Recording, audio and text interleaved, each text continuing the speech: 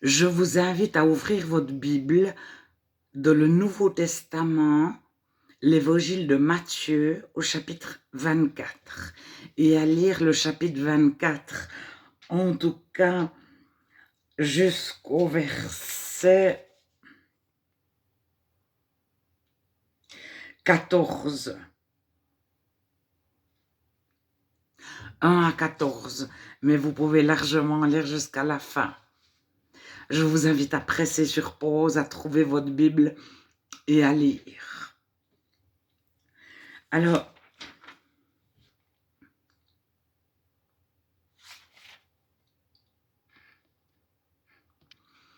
il y aurait énormément à dire sur ce chapitre 24.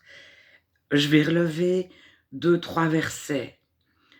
Le 4. Jésus leur répondit, donc à tous ses disciples, « Prenez garde que personne ne vous séduise, car plusieurs viendront sous mon nom, disant, c'est moi qui suis le Christ. » Alors, il n'y a qu'un Christ, un unique, c'est Jésus. Et Jésus est Christ, mais il est tellement plus encore. Alors, Christ, Messie, oin en français, donc en grec, Christos, oulala, Christos, je pense. En hébreu, c'est Messia, le Messie, et en français, c'est le oin. Alors, c'est celui qui est recouvert de la puissance de Dieu, de l'amour de Dieu. C'est le prophète, le roi, le prêtre, tout à la fois. Mais Jésus est encore bien plus que uniquement un oint. Alors, les chrétiens de toute la terre, de tout temps, sont des mini-oints, tous les chrétiens. Mais au moment où il y en a un qui dit « moi, je suis plus oint que toi », c'est la première chose qu'on voit chez le faux prophète, il veut soumettre le chrétien. Écoute-moi, moi je sais, toi pas. Ça c'est des petites choses, alors ça se fait pas ouvertement. Alors, prenez garde que personne ne vous séduise au verset 4. Au verset 11, plusieurs faux prophètes s'élèveront et ils séduiront beaucoup de gens. Alors, il y a des chrétiens qui se trompent. Il y a des chrétiens qui sont fâchés ou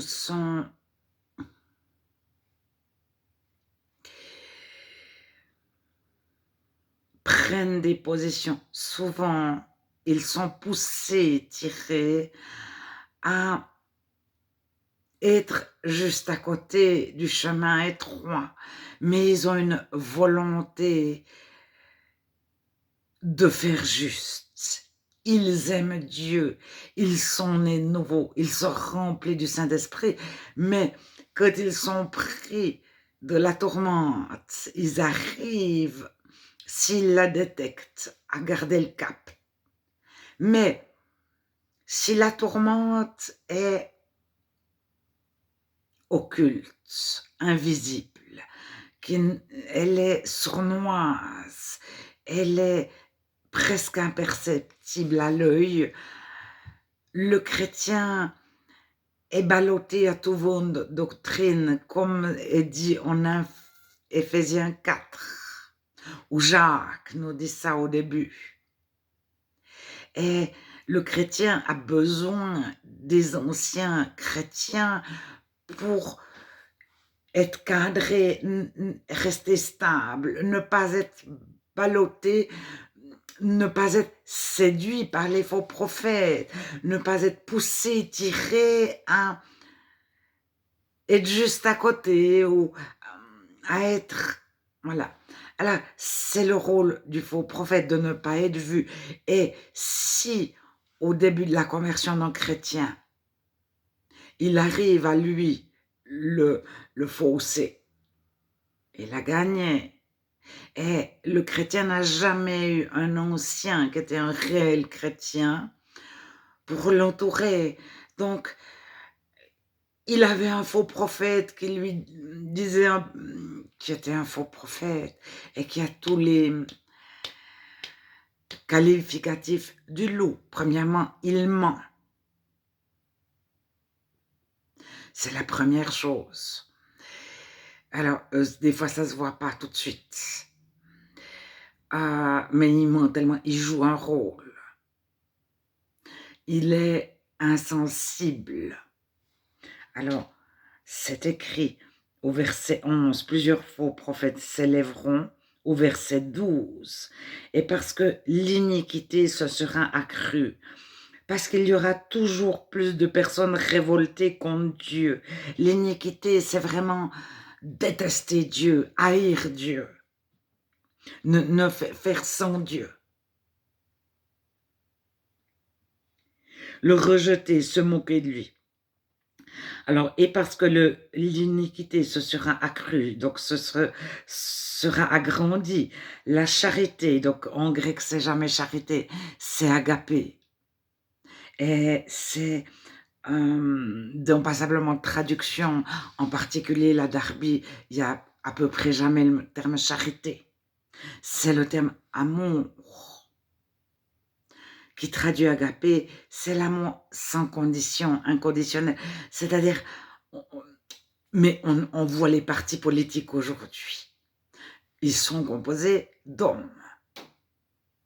Est-ce qu'il y a dans un parti politique une non-discrimination telle qu'il y a des personnes de toutes les couleurs, des femmes, etc., des handicapés? Pourquoi un sourd ne pourrait pas être élu, être président d'un pays? Alors, sourd, c'est peut-être difficile, mais pourquoi quelqu'un, il manque le bras, ne pourrait pas être président d'un pays? Alors, c'est ça, l'amour inconditionnel, c'est qu'on ne voit plus les personnes en fonction de leur âge, de leur mérite, de leur vertu, de leur sagesse, de leur érudition, etc. Alors, les critères changent. On ne voit plus des titres, tu as suivi telle école, tu as tel diplôme, telle licence, telle médaille, etc. Ça, c'est le monde qui discrimine les gens. Toi, t'es plus que, toi, t'es moins que. Paul dit, c'est simple, tous les autres sont supérieurs à vous-même. Tous. Alors, je peux vous retrouver la référence. Mais je suis en Matthieu 24, 12. Parce que l'iniquité se sera accrue, donc il y aura toujours plus de révoltés contre Dieu, la charité du plus grand nombre se refroidira. L'amour du plus grand nombre se refroidira. Alors, on est en plein dedans aujourd'hui, dans les professions sociales, paramédicales, médicales. Je prends l'exemple d'un éducateur, d'une famille d'accueil. On apprend à l'éducateur et à la famille d'accueil de prendre des distances. Ne t'implique pas, ne t'attache pas. Si l'enfant fait des bêtises, si l'enfant manque d'amour, on est là, on est un cuisinier,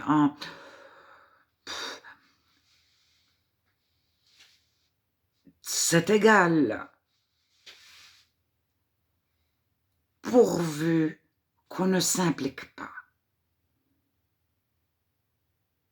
Et le métier d'éducateur, c'est justement quand il n'y a pas de parent qui s'est suffisamment impliqué et bien impliqué avec justesse, avec justice, l'éducateur est censé s'impliquer mieux et plus que le parent, parce qu'il est là, parce que le parent est décédé, parce que le parent est malade, parce que le parent est en prison, parce que le parent n'a pas su, n'a pas pu.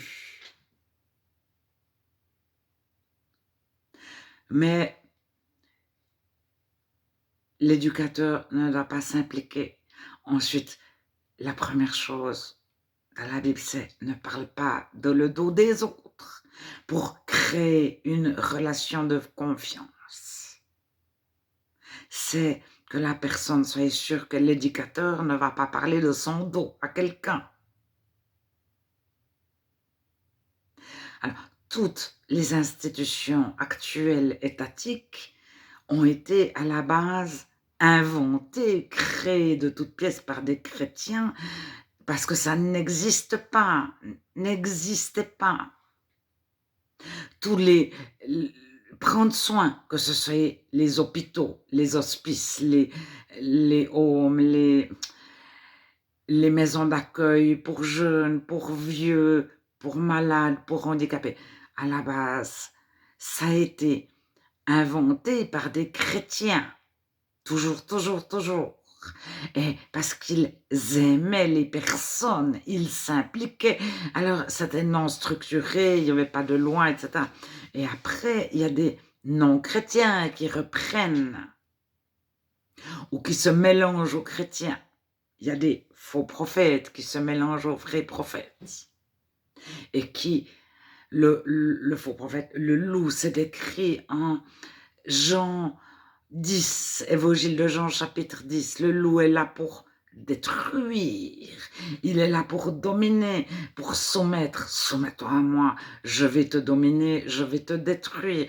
Et le loup détruit les belles choses que le chrétien construit. Alors, le loup se déguise en brebis, il vient pas, bonjour, je suis un loup, je suis un faux prophète. Ah. Et puis, moins on le remarque, il peut détruire une petite goutte d'eau par une petite goutte d'eau par une petite goutte d'eau. Parce que si il donne un immense coup dans la construction, il est repéré. Plus c'est sournois, plus c'est occulte, moins ça se voit, moins il est repéré. Le chrétien ne sait pas contre quoi il lutte. Il ne sait pas contre quoi il lutte. Parce qu'au moment où le chrétien, il y a une relation franche, ça aussi on reconnaît le vrai chrétien. Le vrai chrétien et le faux chrétien, le vrai chrétien aime les relations franches. Il va dire à la personne en la regardant dans les yeux, je ne suis pas d'accord, des choses de façon directe, sans utiliser de superstiges, de stratagèmes, etc., etc.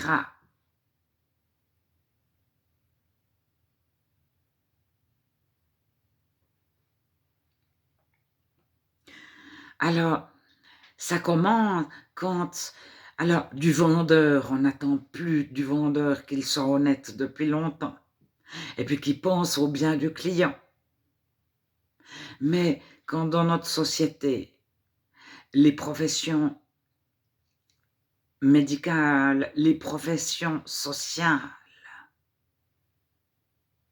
ne recherchent plus le bien, le meilleur pour chacun, ne s'impliquent plus.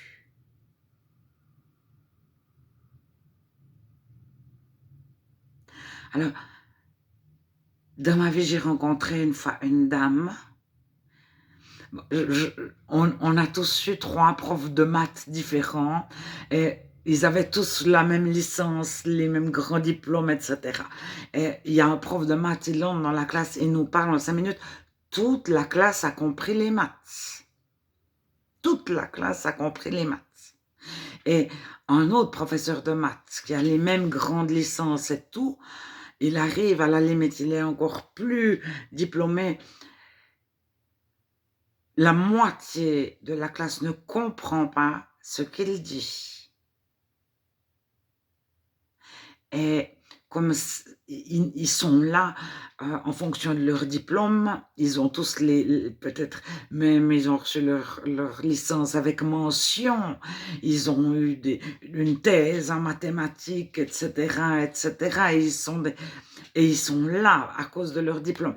Mais il y en a un qui ne sait pas expliquer aux élèves les mathématiques, mais il reste en fonction de son diplôme.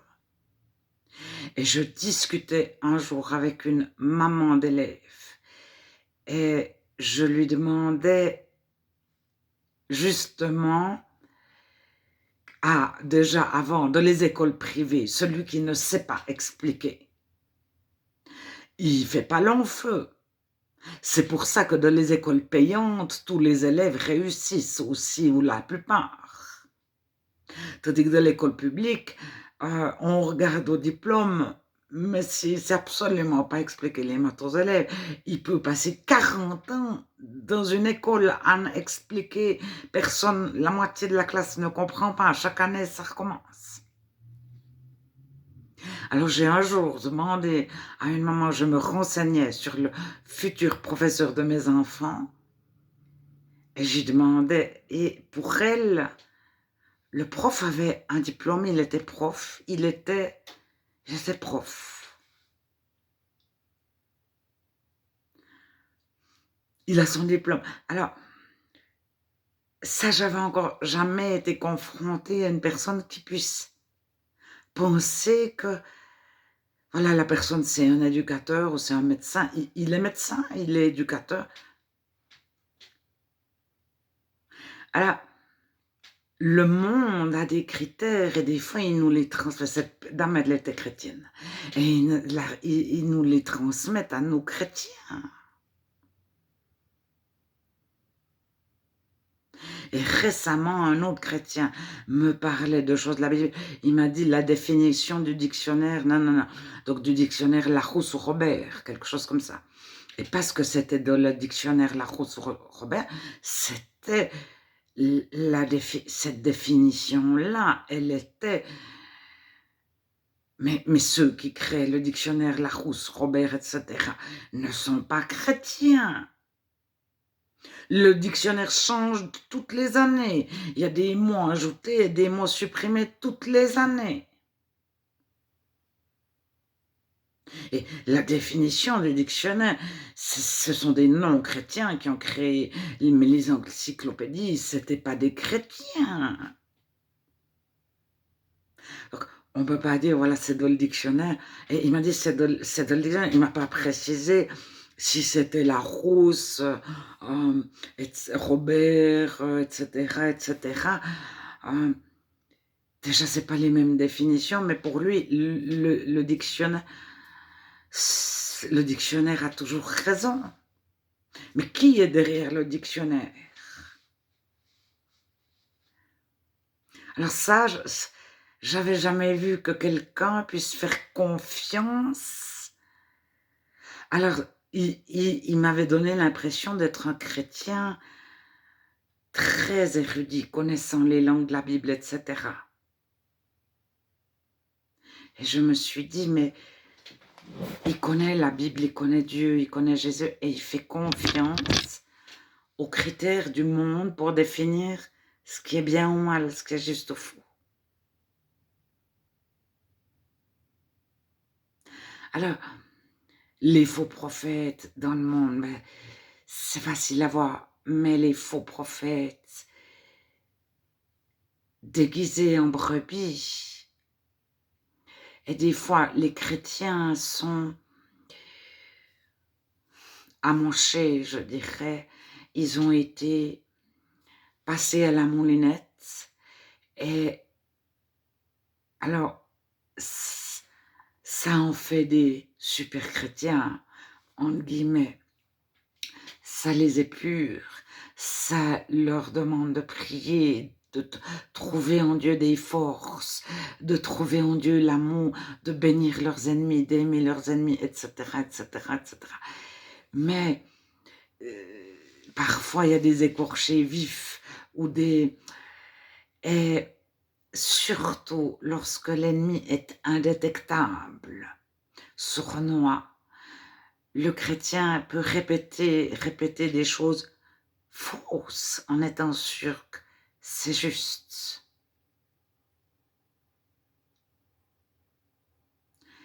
Et plus le faux prophète est subtil et que personne ne soupçonne que c'est un faux prophète, mieux c'est pour lui.